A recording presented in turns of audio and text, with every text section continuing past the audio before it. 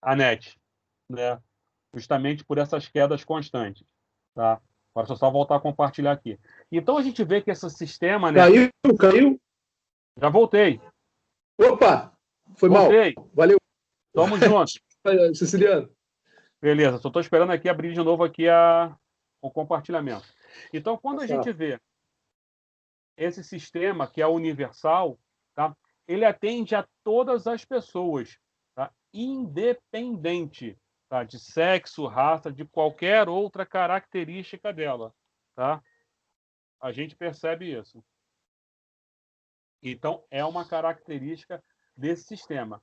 O outro princípio que a gente tem, eu estou esperando a tela aí para poder compartilhar, é o princípio da equidade. O que diz a equidade para a gente? Agora foi. Tá? Alguém está com o áudio aberto aí? Tomar aula paralela na faculdade. Alguém está com o áudio aberto aí, galera? Beleza. Tá? O princípio da equidade, Pri, a gente está te vendo aí, hein, Pri? Priscila, cuidado com o vídeo aí, hein? Tá? Obrigado. Então, o que fala o princípio da equidade para a gente? Certo? Esse objetivo dele, primeiro, é de diminuir as desigualdades. Então, a gente começa a perceber que, nesse princípio da equidade, tá? Todas as pessoas possuem direitos aos serviços e as pessoas não são iguais. A gente tem que tratar desigualmente os desiguais. Não adianta eu pensar, tá, que alguém que não tem tanta condição financeira, né, não é que eu tenha muita, quanto eu, ela tem que ter a mesma assistência, ela tem que justamente receber mais porque ela precisa de mais. Esse é o princípio. A gente tem aqui, né, eu boto aqui, né, imagine se eu pegasse esse caixote aqui do meio, tá? Vamos pegar. Alguém continua com o áudio aberto aí, galera. Tá? Se eu pegasse esse caixote aqui do meio e colocasse para esse aqui, eu estaria dando igualdade e não equidade, tá? Equidade Equidade esse aqui, que é menor, eu acho que a Manu Moneto está com o áudio aberto. Tá? Esse aqui, que tem menor estatura, ele precisa de mais caixotes. Esse aqui, que tem uma estatura mediana, ele só precisa de um caixote, e esse aqui, que é alto, não precisa de nenhum. Tá? Então, a gente tem essa característica. A equidade, ela prevê isso. E aí, Siciliano, por que você está falando de tudo isso, se a palestra, né, se o bate-papo é sobre atuação multiprofissional? Tá? E aí, a gente vai pegar como gancho justamente o princípio da integralidade. Né? Esse princípio entende, né, considera a pessoa como um todo. Tá? Então, a gente tem que atender a todas as suas necessidades. Claro que, entre aspas, isso. Para isso, é importante a integração de ações, incluindo promoção de saúde, prevenção de doença, tratamento e reabilitação. Então, pressupõe articulação de saúde, certo? Com outras políticas para assegurar uma atuação intersetorial entre as diferentes áreas que tenham repercussão na saúde e na qualidade de vida dos indivíduos.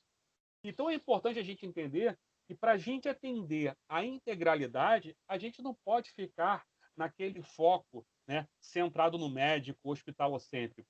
A gente tem que ter justamente uma atuação multiprofissional. E aí eu falo, mas o que é saúde? Afinal, a gente está falando aí de saúde. Tá? É interessante que escuta o que eu estou dizendo para vocês. Pode ser que mude, mas daqui a pouco a gente vai ter dentro da área da saúde algum teólogo aí. Tá? Teólogo não é uma religião exclusiva. Não tem que ser um pastor, tá? Mas um teólogo de uma visão, uma visão. Por quê? Quando a gente olha o conceito de saúde pelo OMS, a gente sempre se bate, né, nesse aqui, que vem até, que foi o de 1947. Que saúde é apenas não é apenas ausência de doença, mas uma situação de perfeito bem-estar físico, mental e social. Mas as pessoas esquecem que em 1997, na 197ª Conferência da OMS, tá? Na 107ª Conferência da OMS, ela colocou, inclusive, o lado espiritual. Tá? dentro do conceito de saúde.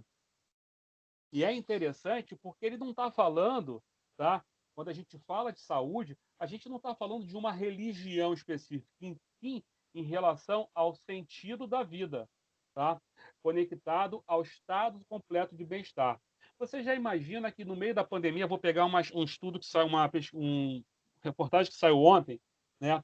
O pessoal da UERJ, eu não peguei o estudo efetivamente, mas eu vi a reportagem ontem, que aumentou em 50% os casos de depressão nesse período da pandemia.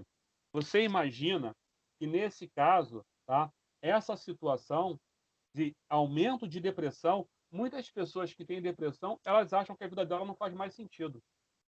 E se a vida dela não faz mais sentido, aumenta o índice de suicídio. Então, quando a gente fala, mas ela está com algum problema psicológico, às vezes nem tanto, cara. Na verdade, ela não está conseguindo linkar todo esse bem-estar dela com a parte, certo, de significado de vida para ela. Por isso que a gente tem esse conceito ampliado de saúde, tá? E aí, se eu fizesse a pergunta para vocês aqui, né? Vou brincar.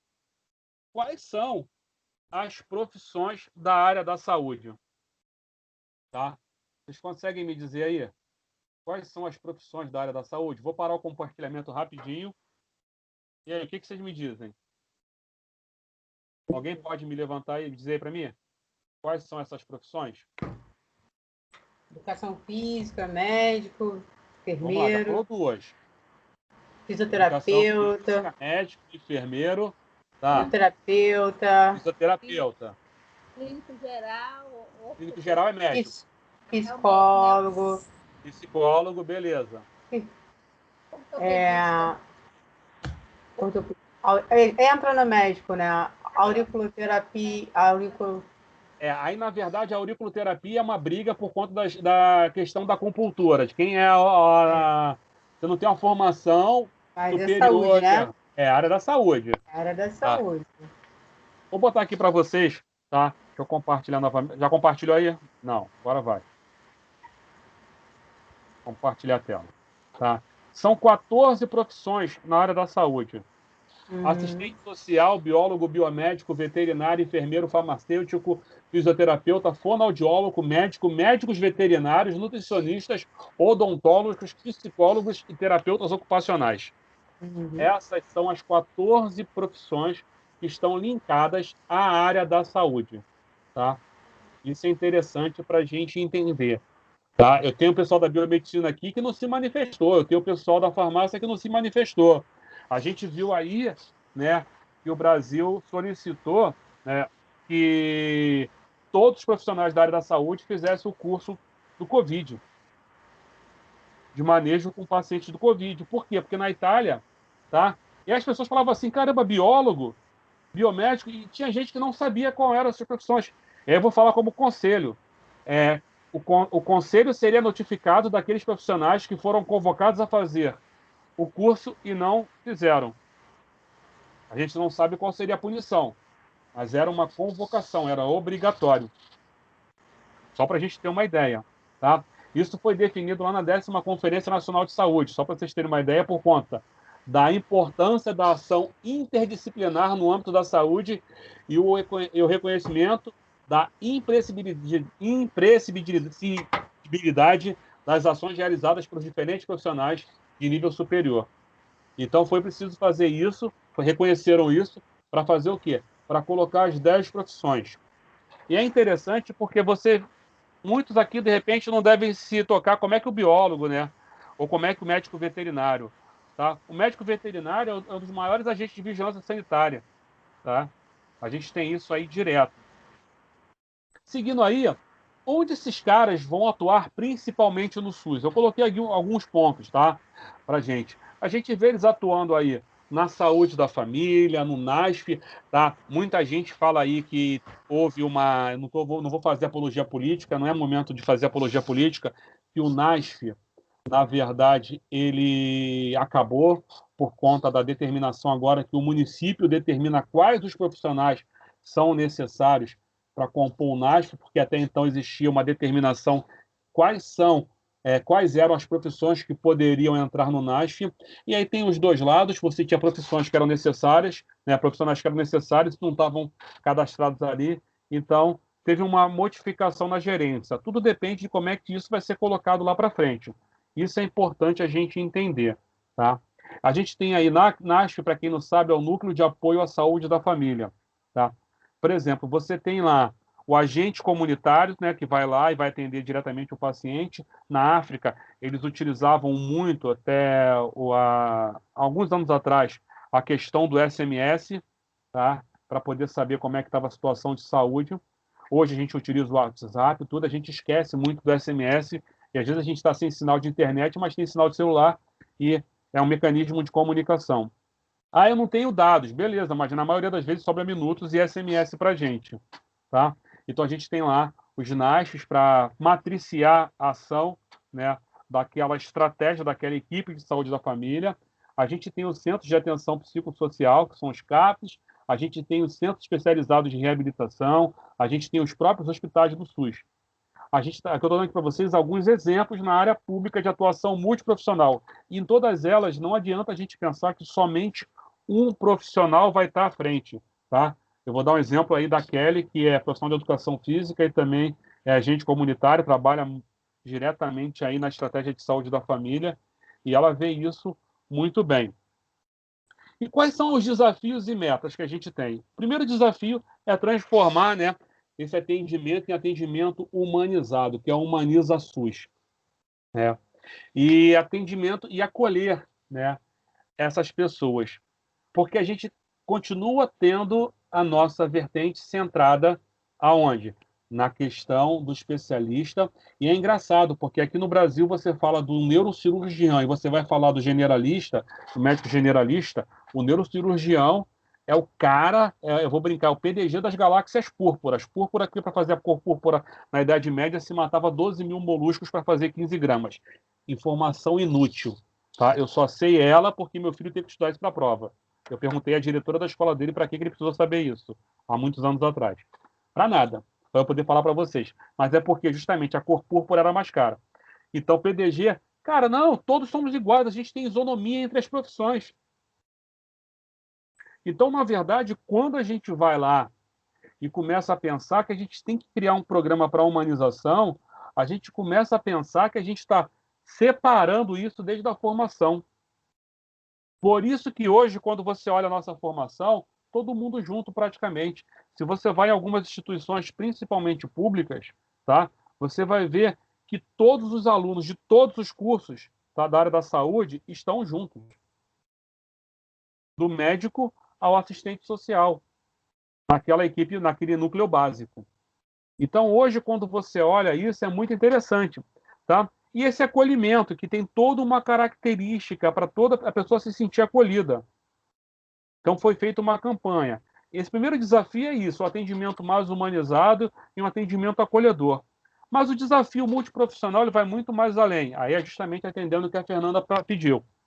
A gente começa a pensar, tá, que a gente sofreu algumas evoluções, tá? A gente teve aí, a gente está vivendo, né, na verdade, a Revolução 4.0 e já preste a 5.0. Quando você olha isso, você teve lá a Revolução 1.0, né, quando a mecanização, né, e das indústrias de tear e a força a vapor, né? Você tem a indústria 2.0, que é justamente a produção em escala, em linha de montagem. A gente está falando isso de 1870 e ficou muito mais forte isso aí quando a gente viu, principalmente em Henry Ford, né, o sistema fordista lá, né? A gente vê a indústria 3.0, que ela surge com a automação e com a robótica, e a gente tem agora a vivência da indústria 4.0. E alguns autores, tá, eles já não consideram, deixa eu pegar aqui, a inteligência artificial, eles já estão separando para a revolução 5.0. Por quê? Porque a gente está indo num momento da nossa revolução, da revolução 4.0, onde a inteligência artificial está a todo vapor. Você tem lá algoritmo para tudo quanto é lugar. Você conversa um negócio, ele está lá e está medindo você. A gente fala da internet das coisas, né? Não existe mais o online e o offline. Eu sempre falo disso quando a gente conversa em as palestras aí. Não existe esse momento online e offline. A todo momento você está online. Se vocês começarem a falar de um assunto aí, daqui a pouco aparece rapidinho para vocês uma propaganda daquele assunto. E quando a gente fala da inteligência artificial, quer dizer que vamos pegar um exemplo aí, eu acho que muita gente usa, né, que é o Waze, tá? Ou Google Maps lá, e se você faz tanto aquele percurso, daqui a pouco ele já vai interpretar que você naquele dia vai para aquele lugar. E aí você começa a pensar, bom, então quer dizer que a gente vai ser substituído por robô. É isso que a gente para pensar, né? E eu garanto a vocês uma coisa, não vamos ser substituídos por robôs. Em alguns momentos, tá? A gente vai ser sim. Algumas coisas estão sendo pensadas para essa mudança. E isso é um desafio para a gente. Mas esse desafio, a gente tem que entender também que quando a gente fala de robô e de inteligência artificial, certo? Tem duas características que não vão permitir que a gente seja substituído. Por que a gente não vai ser substituído? Porque só nós podemos ter emoção e curiosidade. Não adianta, eu estou conversando com vocês aqui, a gente está batendo esse papo, e se começar a rolar uma confusão entre os vizinhos, aí eu garanto que metade da galera que está aqui com a gente vai parar e vai para a janela assistir. Vai levar o laptop, vai levar o celular, vai levar o tablet, vai para a janela, vai ver assim, e caramba, olha lá, ó. Né? Não tem jeito. Essa curiosidade é nossa, é nata, tá? Da mesma forma que a emoção. A gente às vezes faz um teste, né? Quando a gente fala de gestão, e a gente dá algumas situações e você vê que quando a pessoa está envolvida emocionalmente, tá? Ela tende a tomar decisões diferentes. Eu sempre brinco. Vamos pegar aqui um exemplo bem claro, tá? Você está em cima da ponte e você vê um trem com 150 pessoas indo em direção, tá, a um local e você só tem chance de tirar ele se você tiver que empurrar uma pessoa. Teoricamente, você perderia uma para salvar 150 que não ia cair. Para não cair. Algumas pessoas vão lá e respondem: ah, eu empurro. Beleza. E você bota a mesma situação. Essa pessoa que está do seu lado, é sua mãe, seu filho, seu pai, ela já muda completamente a resposta dela. Então é interessante porque a emoção está diretamente envolvida nos nossos atos e o robô não consegue fazer isso. E a gente esquece disso na nossa atuação profissional. Então a gente tem que ter, certo, como meta colocar a nossa emoção. Eu sempre brinco, quem foi meu aluno já deve ter ouvido falar disso. Atenda ao seu paciente, ao seu cliente, como se estivesse atendendo ao seu filho, à sua mãe, ao seu pai. Tá? Isso é importante, porque com certeza você fará o melhor serviço possível. E a questão da curiosidade, porque automaticamente a gente tem um quê curioso, a gente tem a tendência de buscar mais. Isso prova que a gente tem aqui agora um grupo que está em plena quarta-feira, certo, participando de um grupo de estudo. Então isso nos dá a característica de curiosidade, tá? Mas e esses profissionais, como é que eles vão sobreviver? Deixa eu voltar aqui, tá? Frente às transformações, principalmente digitais, tá? E aí é interessante quando a gente pensa, porque a gente está muito preso a currículos, tá? E é interessante que a gente está preso também a carreiras. E os estudos dizem que ao longo da nossa vida, tá? A gente vai ter de 6 a 8 carreiras.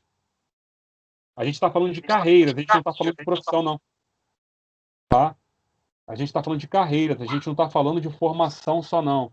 Você vai ter carreiras, e muitas vezes paralelas. Então, isso é interessante.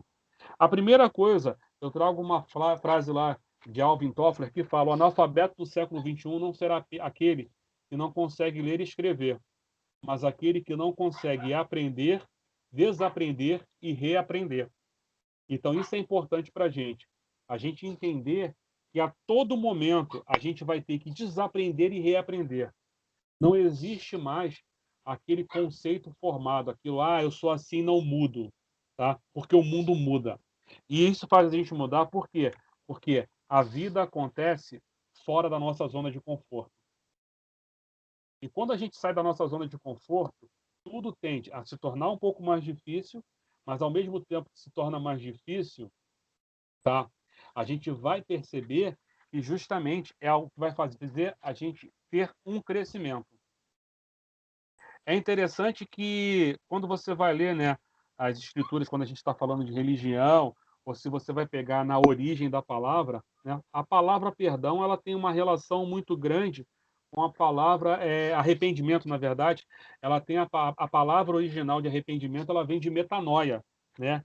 E aí eu boto justamente uma imagem completamente contrária daquilo, porque as pessoas acham que metanoia é o diabo, mas não é. Metanoia, quando a gente para olhar metanoia, na verdade, é você ter uma mudança completa, certo, de posicionamento. É você ser disruptivo com aquele conceito que você tinha. Quando você fala de arrependimento, na verdade, então quando a gente fala de metanoia para a profissão, não é se arrepender da profissão, é acabar com aqueles conceitos pré-fixados que a gente tinha. O mundo muda, tá? Em ciência, uma coisa é certa até alguém descobrir que ela estava errada. Eu brinco muito, pessoal da nutrição, né? Eu vou usar a galera da nutrição aí, tá?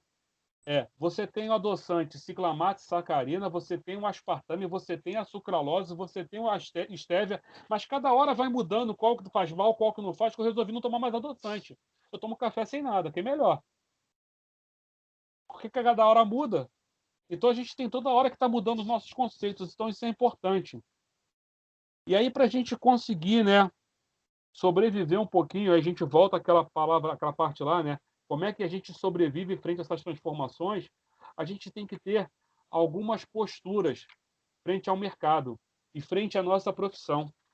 E a primeira delas eu sempre boto assim, né? Que é seja excelente mesmo nas pequenas tarefas, tá? Seja para arrumar uma cama num quartel, seja para arrumar a sua cama num quarto de hotel. Ou a sua cama todo dia. Por quê? Faz com que aquela sua primeira tarefa você cumpriu, tá?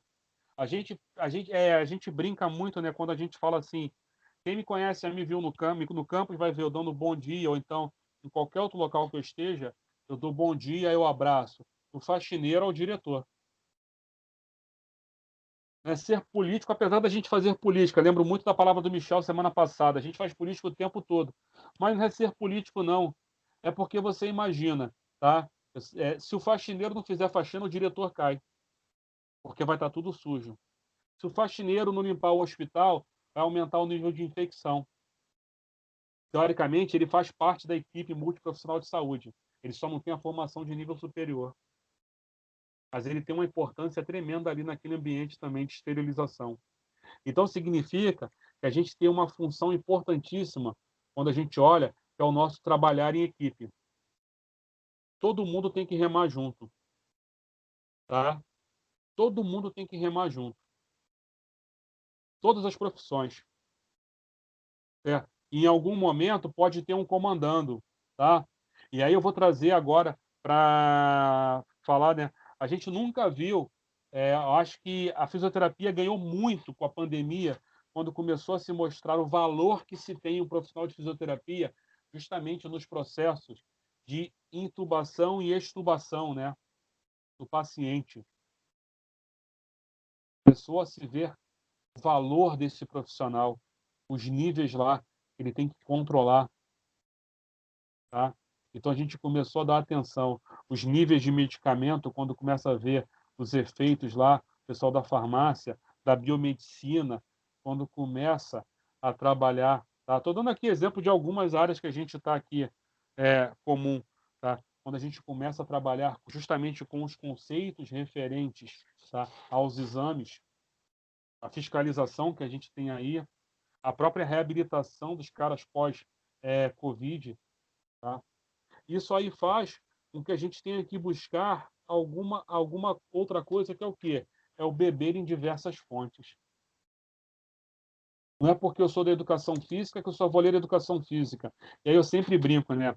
A verdade, quem for olhar meu Facebook lá, vai ver, estudou isso, estudou aquilo, estudou isso. Hoje eu faço contabilidade, hoje eu estou no quinto período de contabilidade, tá? Mas eu já cursei fisioterapia, eu já fiz técnico em contabilidade, sou formado em edificações pelo quartel. Não quero falar de mim, mas é entender que eu vou beber em diversas fontes. porque a gente tem que entender qual fonte é importante, tá? Em alguns momentos. E você nunca sabe aquilo que você precisa conversar naquele momento. Então, quanto mais conhecimento você tiver, e eu não estou falando de conhecimento superficial, não. Se vocês olharem aqui, eu tenho diversos livros de direito, eu tenho diversos livros de fisioterapia, eu tenho diversos livros de educação física, diversos livros de contabilidade, tá? Então é interessante quando a gente para olhar isso. Por quê? Porque você tem que buscar o conhecimento. Na verdade, eu vou buscando à medida que eu tenho necessidade, tá? Um pouco além. Porque hoje a gente fala muito, né, de desenvolver competências. Só que, infelizmente, a maioria dos nossos alunos, da nossa formação, está preocupada com isso aqui, ó, que são os hard skills, as competências técnicas. E desculpa, galera, isso aqui, todo mundo que se formou tem. Todo mundo que se formou tem. Todo mundo que passou porque conseguiu desenvolver essas competências. Então, eu tenho que desenvolver justamente essas competências aqui, ó, que são os meus soft skills, que são as minhas competências comportamentais e sociais. Tá? E é isso que vai fazer. Por quê? Isso vai te diferenciar do robô. Se você tem uma atitude robótica, com certeza, se você não desenvolve emoção e curiosidade, se você não tem essas competências comportamentais, tá? Desculpa, você consegue ser substituído por um robô. Porque se for só fazer cálculo, acabou. E a gente lida com pessoas, tá? Siciliano, mas o que são esses soft skills? Tá? E aí eu vou falar de alguns deles para vocês. A gente tem vários, tá? Mas eu vou falar de alguns deles para vocês, tá? Primeiro que a gente tem aqui é esse aqui, ó. Vou pegar aqui o meu. Esse aqui é a empatia. A gente tem que aprender a se colocar no lugar do outro. Isso é de extrema importância para a gente esquece disso, tá? Não fazer com o outro aquilo que a gente não quer que faça com a gente. Se colocar no lugar do outro, tá? O outro que é muito difícil. Mas é muito difícil porque a gente fala muito disso, né? Ah, fulano me tira do sério. Não, ele só te tira do sério porque você permite. Desculpa, tá? É justamente a paciência. Então a gente tem que desenvolver essa competência de paciência. A outra competência, tá? É essa aqui, é a autoconfiança e a segurança. Eu sei que é muito difícil. Eu acabei de ler um livro, né? Ele fala de 7 em cada 10 pessoas de sucesso, tá, sofrem, tá, de uma síndrome chamada de síndrome do impostor. Por mais que eles tenham sucesso, muitas vezes eles se questionam se eles realmente têm essa competência. Eles não estão fingindo o cargo deles. A outra competência que a gente tem, tá, é a relação interpessoal, que é o que a gente está desenvolvendo aqui, inclusive quando a gente vai lá e fala multiprofissional e interpessoal. A gente, à medida que a gente vai desenvolvendo a nossa vida, a gente vai se relacionando com pessoas e a gente vai aumentando a nossa rede. Tá? A gente colocou empatia, mas a gente também tem que ter essa relação com o próximo. Ah, Siciliano, mas eu não gosto de falar com ninguém. Então se tranca no laboratório e vai fazer pesquisa sozinha com o ratinho. Mas garanta você que até com ele você vai conversar. Mas lembra que você tem que ter um sentido para a sua vida, senão você não tem saúde. O nosso aqui, tá, é a competência que a gente chama de resolutividade. Tem que ser resolutivo, tá? Então, a gente tem que resolver problemas. No nosso dia a dia, o tempo todo a gente está resolvendo problemas. Seja uma briga do filho, seja uma decisão para qual local que eu vou, certo? Seja um problema de alta complexidade ou de baixa complexidade. Até a roupa que eu escolho é resolver um problema, tá? Outra competência que eu tenho, tá aqui, ó, é a minha criatividade. A gente tem que desenvolver isso no nosso dia a dia. Tá? Por quê? Porque as transformações estão chegando. Eu sempre brinco, né? A gente antecipou, se você for ler aí sobre a questão da pandemia, a gente antecipou em 10 anos o que estava previsto para o ensino. Tá? E você imagina aqueles professores que eles simplesmente só queriam trabalhar com cuspe-giz. Eles chegavam no quadro, escrevia, você copiava, explicava, ele explicava rapidinho e acabou a aula. Você saía da aula dele com o caderno todo escrito. E aí, o que você aprendeu? A escrever no caderno. Qual foi a aplicabilidade prática daquilo? Até hoje eu não sei. Tá? Então a gente tem que estar toda hora mudando o foco para poder dar condição das pessoas entenderem quais são as situações. Então a gente tem que ser criativo. A gente tem que ser criativo ao ensinar. A gente tem que ser criativo ao falar, porque a gente tem que se colocar no lugar do outro. Nem sempre aquilo que eu vou falar a outra pessoa vai entender. Então isso é importante, eu ter essa outra competência aqui, que é a comunicação. A gente tem que aprender a se comunicar. A gente tem que aprender a falar e a ouvir. Ter comunicação é de extrema importância, tá? Se comunicar com as pessoas, a gente vê isso aí direto. Eu na verdade, agora eu estou num processo de espiritualização em relação às redes sociais, ao WhatsApp principalmente, estou diminuindo, porque eu ficava 24 horas conectado. Então hoje eu estabeleci alguns horários para mexer no celular, justamente por conta de ficar em excesso de comunicação, e você acaba não conseguindo dar conta de tanta informação e de tantas solicitações. Tá? A gente tem que ter uma competência que é essa aqui, ó, a ética. O tempo todo a gente tem os dois lá. O anjinho e o diabinho falando com a gente. Sempre quando tiver isso, pensa, bom, quando tiver todo mundo olhando, como é que eu vou agir? É assim. Então é da mesma forma que você vai agir quando não tiver ninguém olhando. Tem que ser ético. Tá? E a outra competência que a gente tem que desenvolver, qual é? É a positividade. Isso é interessante porque se eu consigo desenvolver essas competências, desculpa, isso aqui, né? As competências técnicas que eu aprendi na faculdade e a minha atuação multiprofissional, ela se dá de forma muito mais tranquila. Porque começa a pensar, certo? Quais são os problemas que a gente tem no dia a dia quando a gente vai lidar com as demais profissões da área da saúde? Primeiro, é que eu não me coloco no lugar do outro, eu quero entrar no lugar do outro. Eu não quero trabalhar em equipe. Às vezes eu não tenho paciência, eu acho que o tempo do outro é o mesmo que o meu, e não é, tá? Eu não tenho confiança naquilo que eu falo, tá? Ah, esse problema não é meu, tá? É PNM. Eu muitas vezes falo isso e deixo para a gente falar assim, ah, então não vou ser resolutivo. Tem que ser resolutivo. Claro que tem problemas que não são nossos.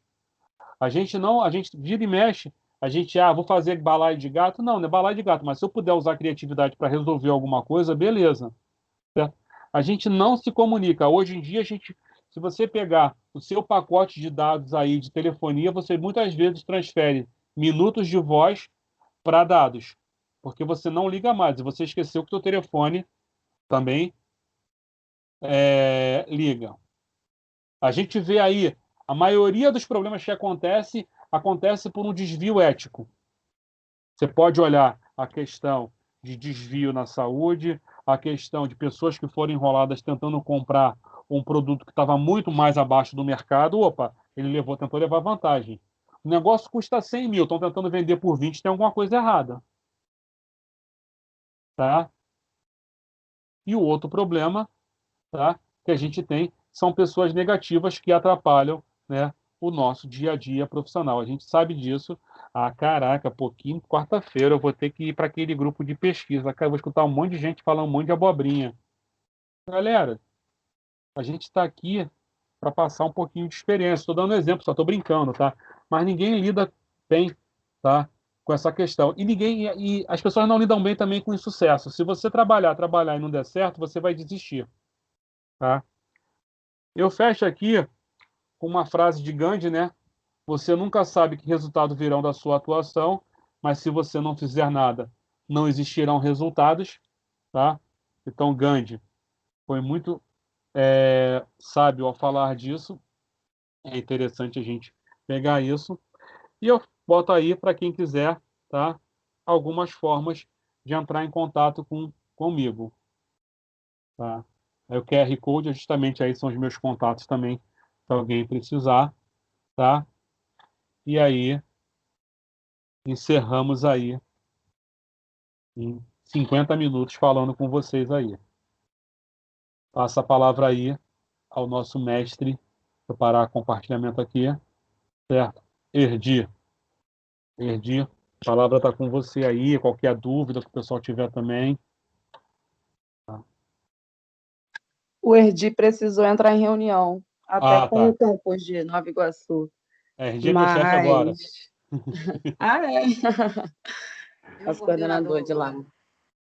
Vamos abrir para as perguntas, se alguém tem alguma coisa para falar ou perguntar. Teve alguém no chat? Eu tenho. Opa. Já? Passou rápido, né? É o Fred. Fala, Fred. Fala, meu amigo. Tá? Só parabenizar aqui a sua palestra, show de bola, nota 10 como sempre, né? Nota 10. Obrigado. E eu ia falar até na hora que você estava falando aí, de uma história importante, você estava falando de equipe, né? Que todos têm importância. Tem uma história, não sei se você ouviu essa, do presidente Kennedy, né? O ex-presidente Kennedy americano, ele foi visitar a NASA e ele perguntou pro faxineiro assim: o que você faz aí? Aí o faxineiro respondeu para ele: eu estou ajudando a levar o homem à Lua, né? E isso é muito interessante, essa frase é muito interessante, né? Porque realmente todos têm importância, né? Não só o astronauta lá, o Armstrong que pisou lá, né? Assim, até o faxineiro foi importante ali. Você falou uma coisa muito, muito interessante, né? Que se a faxina não funciona, o gestor do campus se dá mal, né? Isso. E realmente é muito interessante isso, cara, tá? E te agradecer aí, cara. Muito show de bola a palestra, tá? Eu vou contar de um caso, né? Eu acho que já acabou isso, graças a Deus. Você que é lá da FAB, tá? Há muitos anos atrás, você sabe quem era um dos caras mais importantes na decolagem e pouso de aviões que tinham no Galeão? O cara que soltava morteiro para poder espantar as aves antes das aeronaves pousarem. Olha que doideira, né? Doideira. O cara tinha que soltar morteiro para não ter aves para a aeronave poder decolar ou pousar, para não bater no vidro, não cair numa turbina e derrubar um avião. Exatamente. A equipe é isso aí. Cada um faz a sua parte, né? Muito bom, muito bom. Gostei muito, Ciliano, nota 10, tá? Muito bom. Obrigado. O Luan botou aí já. Foi rapidinho, né, Luan? Falei pouco. Mais alguém aí, galera? Foi muito bom.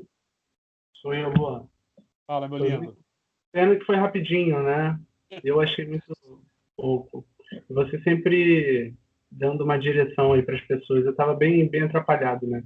Em questão de direcionamento, de foco e tal, e as suas palavras, assim, são sem palavras, né? Sem descrição, assim, para falar.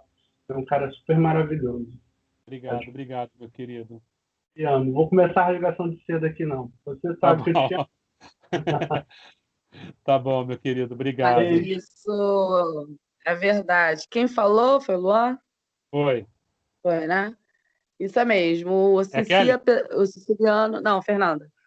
Ele traz tudo de conteúdo que ele tem que trazer, mas o discurso motivacional, o discurso para a gente abrir os olhos para uma realidade como um todo, além do conteúdo, é sensacional. E a primeira vez que eu vi o Siciliano falando pessoalmente foi numa palestra na Ilha.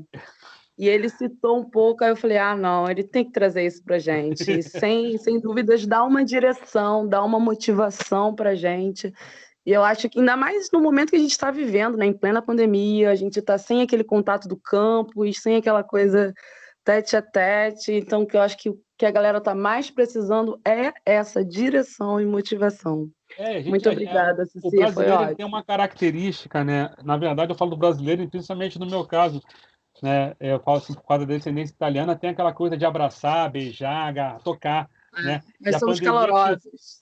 E a pandemia tirou isso. Eu lembro, na primeira semana da pandemia, né, dia 18 de março, eu fui para uma reunião no Comitê Olímpico Brasileiro, cara, o desespero das pessoas querendo se tocar e não podiam, porque estava chegando gente de outros países, a gente lá falando justamente do enfrentamento de assédio no esporte, e a gente não podia falar com ninguém tocar. Teve uma hora que alguém falou assim, que se dane, vamos tocar, vamos se abraçar e não tem jeito, né? Alguns atletas, e é complicado. Recentemente eu falo assim, caraca, então quando você fala da gente nesse momento da pandemia, a gente ficou recluso, a gente fica sem direção, muita gente pensando, né? Vou trancar, vou parar Vou de estudar, desistir. vou Isso aí. desistir. Caraca, Não consigo, não consigo, não consigo. Cara, é desesperador. E eu falo o seguinte, do jeito que você te trouxe até onde você está. Você decide se você quer avançar ou não. Se você parar, você não vai evoluir mais nada. Lembra da zona de conforto. Eu tenho que me sentir desconfortável para poder crescer. Isso vale na atividade física. Vou pegar o exemplo do Fred, da fisioterapia. Se for Fred, você é da área de musculoesquelética, cinésio, tá? Então, se você pensar, o Júlio eu sei que é. Então não adianta. Se você não sentir dor, você não ganha amplitude de movimento. Se você não sentir o desconforto, não estou falando de uma dor extrema, mas um pouquinho de dor tem que ter para você ganhar um pouquinho de desconforto. E esse momento trouxe dor e desconforto para todo mundo, tá? E aí é a hora que, por exemplo, a gente, mas ao mesmo tempo trouxe oportunidade, porque crise é sinônimo de oportunidade. No meio dessa crise, a gente conseguiu montar um grupo de pesquisas epidemiológicas com diversas unidades. Cara, imagina, tá? A gente está se reunindo. A Fernanda, eu lembro que ela foi assistir palestra minha lá na ilha. Eu não sei se ela estava naquele grupo que ia embora e resolveu não ir. Porque teve a galera que ia embora e resolveu não ir. Depois falei, ainda bem que eu não fui.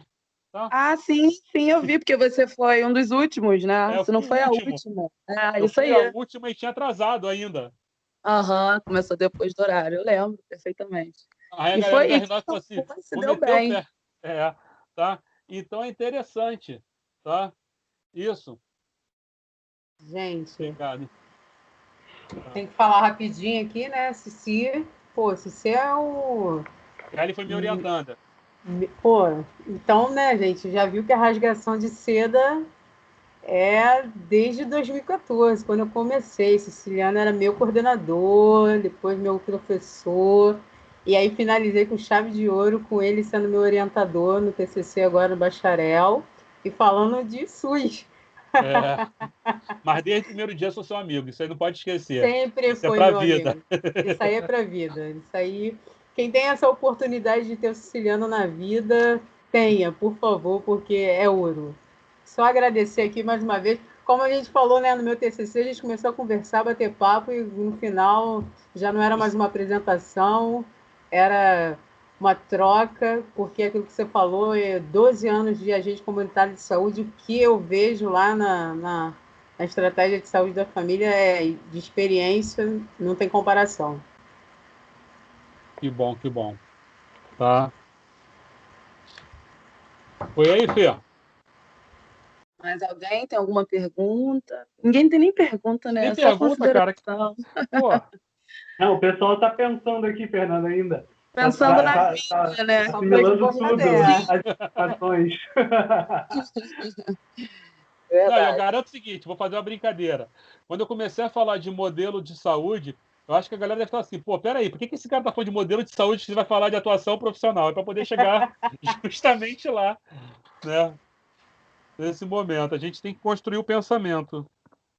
Né? Muito bom. Obrigado. Bem, se ninguém tiver nenhuma pergunta, mas nenhuma consideração... Oi, tem um oi aí. Vamos lá. Aureneide. Professor Aureneide, Oi. adorei também fala, muito simpática, muito motivadora. Eu sou pedagoga. Tá ouvindo? Congelou, professor. Tá ouvindo, Fernando? Alô? Tô ouvindo sim, tô te ouvindo. Ele tá online ainda. Tá ouvindo? Tá online. Oi? Sim. Tá. Voltou. Tudo bem. Eu sou pedagoga e sempre nas aulas, nas palestras, nas nossas conversas, eu sempre puxo a área da educação porque é minha área, né? E quando você fala das competências, a gente vê muito a questão da hard skill, né? A questão técnica. Até pouco tempo, os profissionais eles eram cobrados muito nesse sentido. Né? Hoje em dia, eu queria que você me falasse com relação a gestor como você é e como você vê hoje. Né? Essa mudança de sociedade em si. A sociedade cobra hoje mais as habilidades e o conhecimento técnico já é obrigatório. Como você vê essa questão da educação? Porque é na própria educação que vai formando esse cidadão para a área do trabalho. Deu para compreender? Congelou? Oi, Fernanda. Eu estou ouvindo. É porque aqui ele aparece congelado. Não sei se ele ouviu. Deu para ouvir? O microfone dele está ok. Vamos aguardar. Ah, tá. Siciliano, você ouve a gente?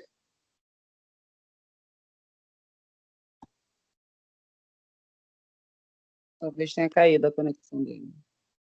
Por mais que ele pareça aqui.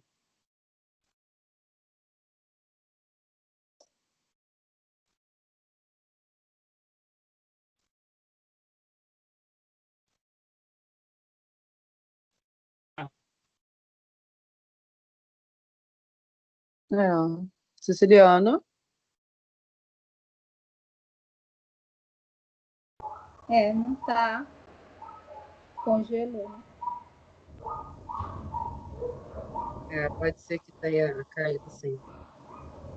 Qualquer coisa você passa para mim, que eu repasso para ele. Ah, voltou. Olha ele. Tá ouvindo a gente? Oi.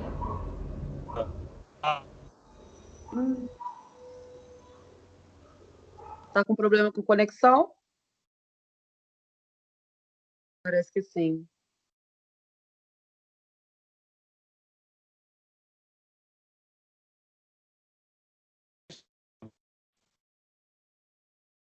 Você consegue voltar. Mais um negócio para ele colocar no processo contra a NET. Esse cliente net já passou. Comprou um produto barato, viu? Valendo somos todos testemunhas dele. Ele tem quantas testemunhas? Quantos somos hoje aqui? 12. Então.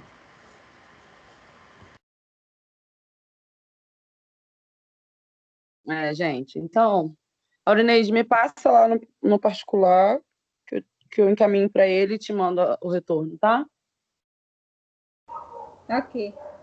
Pode ser. Se alguém mais tiver alguma dúvida, pode até mandar no chat também, depois ele consegue ver, ou eu repasso. Está me ouvindo? Ele. Estão sim. Estão me ouvindo? Tá. Oi. Sim. Cara, escutei vocês, tudo que vocês falaram. Só falo para vocês. Tá? Do processo contra a NET, tudo isso. Viu? Testemunhas. Das testemunhas, né? Galera, é interessante, vou falar aí em relação ao que a Aurineide perguntou, tá? Em relação à educação. Eu vou falar para você, Aurineide, que a gente, enquanto gestor hoje, tá? A gente sempre fala que você vai ser contratado pelos seus hard skills e vai ser demitido pelos seus soft skills. Infelizmente, muitas vezes a gente não... Por isso que a gente precisa hoje, cada vez mais, tá? Enquanto gestor, dos profissionais de RH, que sejam eles também. Também tem o profissional da pedagogia, profissional da psicologia, que vão trabalhar junto com o RH, com as dinâmicas. Por quê? Para a gente não fazer as contratações erradas. Tá? Porque, na verdade, a gente sempre foi focado num currículo baseado em competências técnicas. Tá? Eu vou dar um exemplo no ensino superior. Quem está começando a faculdade agora está tendo um novo currículo e quem está no segundo período teve essa migração também. Não vou entrar no mérito aqui, não vamos discutir sobre isso, mas a questão da Estácio, quando a gente começa a criar um currículo todo ele baseado em competências. Quais são as competências que eu quero para desenvolver em cada disciplina? Então, isso foi visto agora para justamente a gente criar. Tá? E aí, quando você fala da questão da educação, sim, porque, na verdade, a gente tem que quebrar um pouco esses conceitos, foi justamente o que eu falei, da metanoia, né? Relativo àquilo que é aprendido. Tá? E muitas vezes, eu vou dar um exemplo aqui agora, não vou entrar no mérito da escola ou não, tá? Mas, por exemplo, a gente tem que entender, quando eu falo da empatia, não vou entrar no mérito da disciplina. Mas, por exemplo, existem disciplinas que você coloca mais cedo, existem disciplinas que você coloca mais tarde na construção de um currículo. Vou dar um exemplo. Hoje, meu filho assistindo aula às 7 horas da manhã de filosofia. Como é que você pega um adolescente e bota para ter aula às 7 horas da manhã de filosofia? Isso quer dizer que seria muito melhor essa aula pós-recreio, pós-intervalo, quando as pessoas voltam mais eufóricas, e tem isso. Isso no ambiente laboral, quando você leva para um ambiente de gestão, é a mesma coisa. Você tem que entender que se a pessoa compreende a importância dela na equipe, tá? Ela vai fazer parte dessa equipe baseado na sua competência. Como assim? Tá? Não adianta eu ter um excelente faxineiro, só que, poxa, ele é muito bom faxineiro, tá? Mas eu quero botar ele num cargo de gestão e ele não tem a competência de lidar, de relação interpessoal, de paciência, certo? De empatia, mas ele é um excelente técnico. E eu perdi um excelente faxineiro e vou mandar embora daqui a pouco um péssimo gestor. E isso é importante você analisar justamente no ambiente corporativo.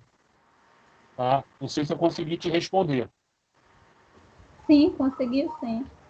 É isso. Hoje em dia a gente tem nos currículos, a partir, né, até com a base da BNCC, as competências, né? Mas eu fico analisando e pensando que hoje, né, o profissional que está no mercado do trabalho, ele não teve essa preparação que hoje é tão exigida nas empresas. Claro que o profissional tem que estar se atualizando, se preparando, mas ele não teve.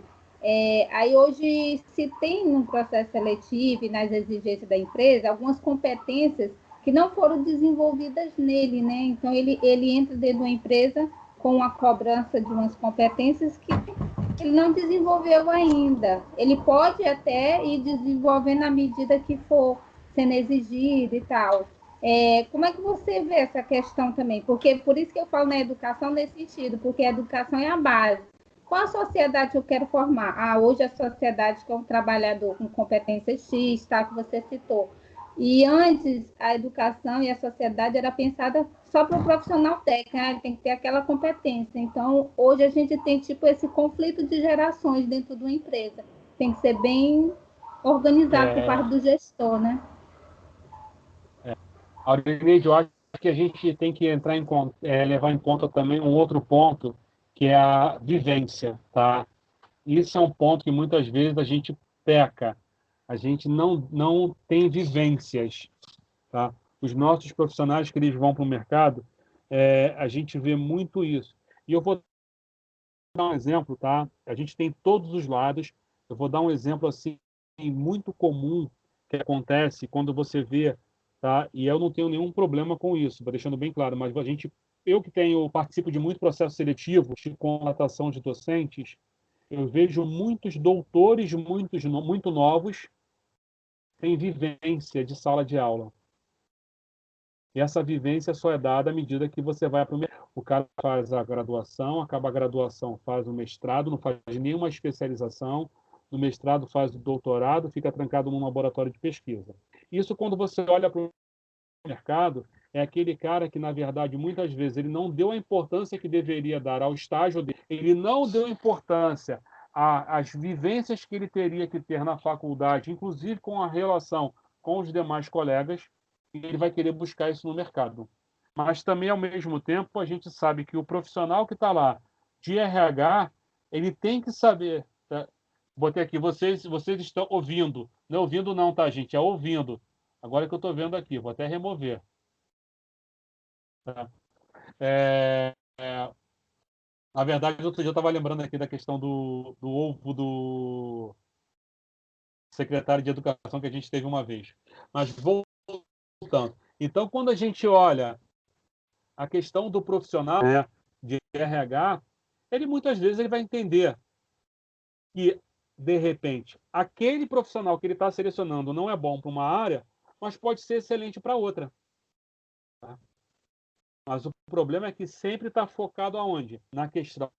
Da mesma forma que quando a gente vai procurar médico, a gente procura o técnico. Na maioria dos casos, quando a gente vai abrir uma vaga, a gente procura um profissional específico para aquela vaga. Tá? E há muitos e muitos anos atrás, eu estava na faculdade, isso, para você ter uma ideia como é que tem tempo, tá? Eu escutei uma frase de um professor que eu lembro muito bem dela. Se você quer contratar o presidente, se você precisa de vaga para presidente, para diretor da empresa, abre vaga para um office boy. Porque automaticamente você com certeza tem naquela empresa algum profissional que tenha competência.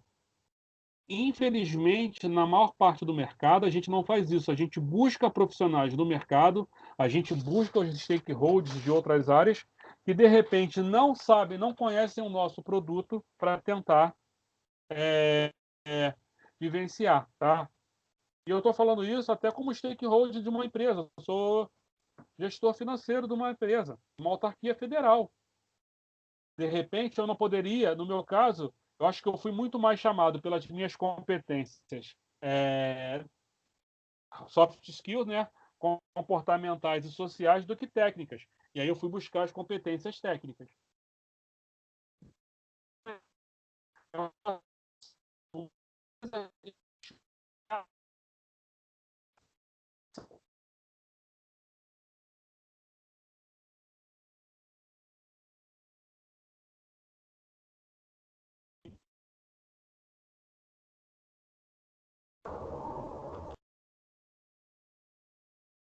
Alguém ia falar alguma coisa, parece que falhou, né?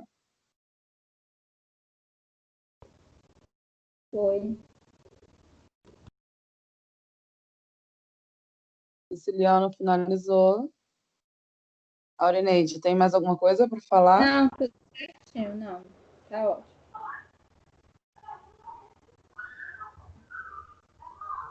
Siciliano, alguma consideração final? Sim.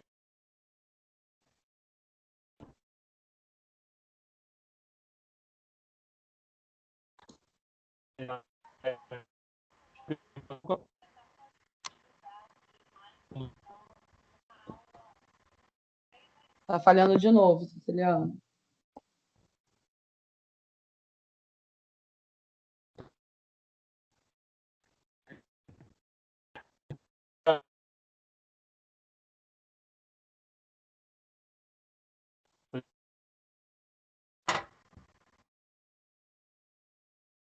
Tá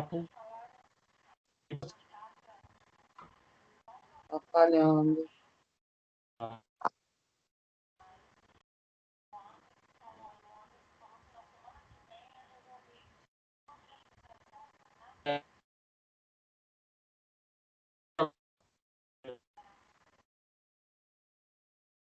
Tá bom.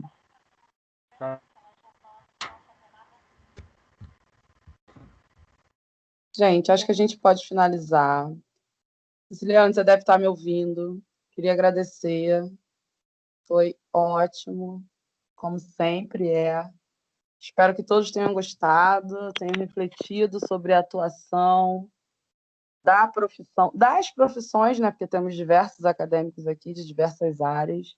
E o Siciliano conseguiu mostrar, né, a importância de cada um. E é isso. Muito obrigada, foi muito bom. Espero que você esteja me ouvindo. Agradeço aí a presença de todos e até o próximo encontro. Até. Siciliano, se você estiver me ouvindo, coloca lá no chat. Ok. Tchau, professor. Obrigada.